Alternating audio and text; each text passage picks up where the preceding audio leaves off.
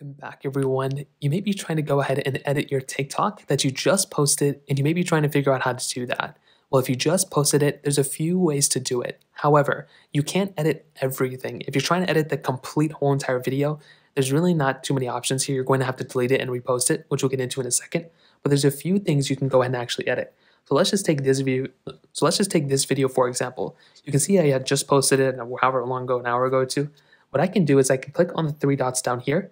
You'll come into this panel, and right down here, you'll see a couple of different options. You can see I can pin the video, which is great, but here I can go ahead and modify it a little bit. If I've tagged people within the video, well, I can go ahead and edit the tagged people. So if I tag the wrong person, well, I can go and click edit tagged people, and I can add more people if I want to. I can remove people, and that's a really easy way to do it. I'll go and click the X button here. I'll click back on the three dots. We can also modify our privacy settings within this as well, and we can also delete the post. So if we want to delete it, we don't want it anymore, go ahead and delete it, but I'd recommend saving the video first.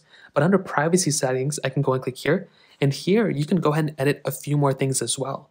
Well, let's say I didn't want everyone to watch this video, only select people. Well, I can go ahead and modify that there. If I didn't want to allow comments, I can go ahead and disallow that. If I want to allow duets, I can go and click here and allow it.